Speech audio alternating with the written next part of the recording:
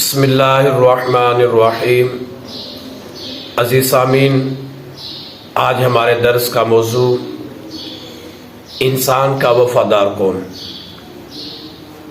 اس سلسلہ میں بخاری اور مسلم شریف کے وہ حدیث مبارکہ جو حضرت انس رضی اللہ تعالی عنہ سے مروی ہماری رہنمائی کرتی ہے۔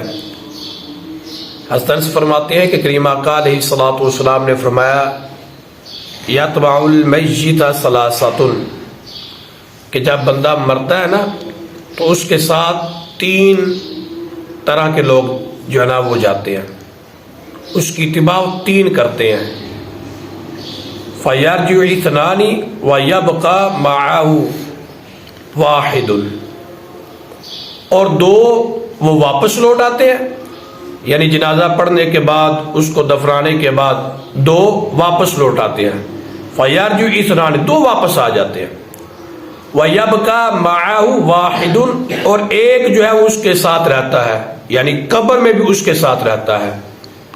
اب پتہ چلا جو لوٹ آیا وہ ہمارا حقیقی طور پر اور کامل طور پر وفادار نہیں، بلکہ وہ جو قبر میں بھی ہمارے ساتھ گیا، جس نے تنہائی میں بھی ہمیں نہیں چھوڑا، حقیقت میں ہمارا وفادار وہ ہے۔ تو پھر ہم اس وفادار کو ہی حاصل کرنے کی کوشش کیا کریں۔ اب وہ وفادار ہے کون اور جو لوٹ کر آتا ہے وہ کون ہے؟ تو اس سلسلہ میں میرے اور آپ کے لجپال آقا مدینے کے تاجدار صلی اللہ تعالی علیہ وسلم کا یہ فرمان کہ کریم آقا علیہ الصلوۃ والسلام نے آگے فرمایا جو لوٹ کے آتے ہیں اس میں ایک اس کے اہل ہوتے ہیں وہ مالو، اور اس کا مال ہوتا ہے، یعنی اس کے گھر والے، عزیز و اقربا، رشتہ دار، دوست احباب، جتنا بھی ان کے ساتھ جس کے ساتھ تعلق ہے، فرمایا وہ سب کے سب لوٹ کے آ جاتے ہیں۔ وہ مال وہ بھی لوٹ آتا ہے، مطلب کہ جب تدفین وغیرہ ہو گئی اب مال تو پیچھے رشتہ داروں کا بچا نا، بیٹوں کا بچا، فرمایا وہ سب لوٹ کر آ جاتا ہے۔ اب اس کا کیا ہے جو اس کے ساتھ قبر میں جاتا ہے، وہ ہے کیا؟ فرمایا وَيَبْقَى عَمَلُهُ، جو چیز باقی رہتی ہے وہ اس کا عمل ہوتا ہے، یعنی وہ عمل قبر میں بھی اس کے ساتھ جاتا ہے۔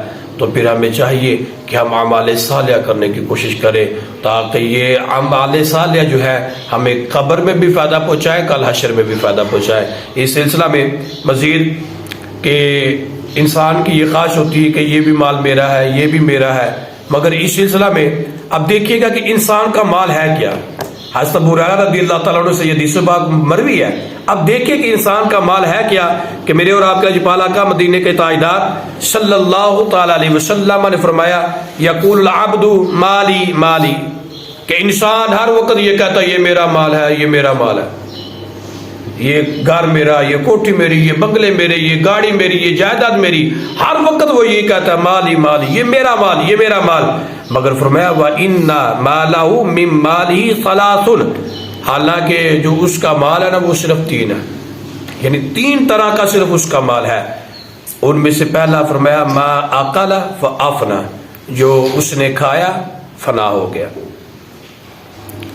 کھایا کھا کے ختم کر دیا، فنا ہو گیا۔ فرمایا او لابس فابلا، یا جو اس نے پہنا وہ گلا دیا، مطلب پرانا ہو گیا، پھٹ گیا۔ او آتا فاقتانا، جو اس نے دیا جمع کر دیا، یعنی دے کر جمع کیا۔ فرمایا وما سوا ذالک فہو ذاہب، اور اس کے سوا جو ہے وہ تو جانے والا ہے۔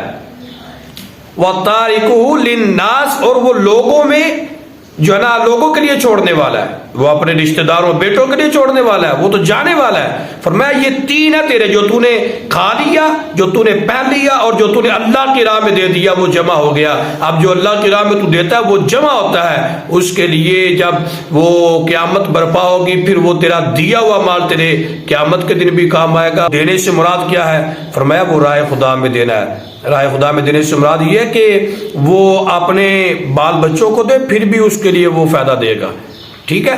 اگر وہ اپنے عزیز و اقربا کو دے، رشتہ داروں کو دے یا غریبوں کو دے، مگر دے اللہ کی رضا کے لیے، وہ اس کو فائدہ دے گا قبروں میں بھی حشر میں بھی۔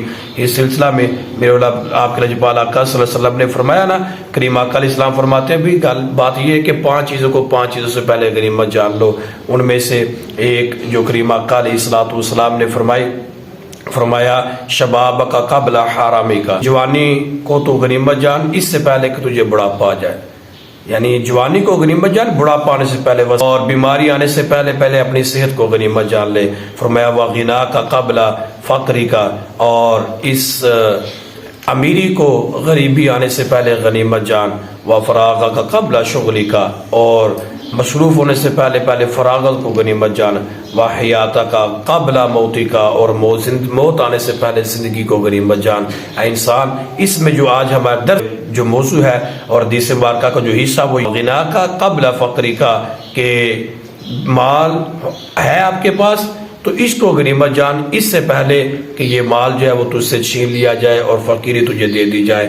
آج اللہ نے دیا ہے تو اللہ کی راہ میں خرچ کر، تاکہ وہ خرچ کرنے والا جو مال ہے وہ تیرا حقیقی میں وفادار بنے، جو تجھے قبر میں بھی فائدہ پہنچائے، کل حشر کے دن بھی فائدہ پہنچائے۔ اللہ محبوب کا صدقہ مجھے اور آپ کو اعمال صالحہ کرنے کی توفیق عطا فرمائے۔ وآخر دعوایا ان الحمد للہ رب العالمین۔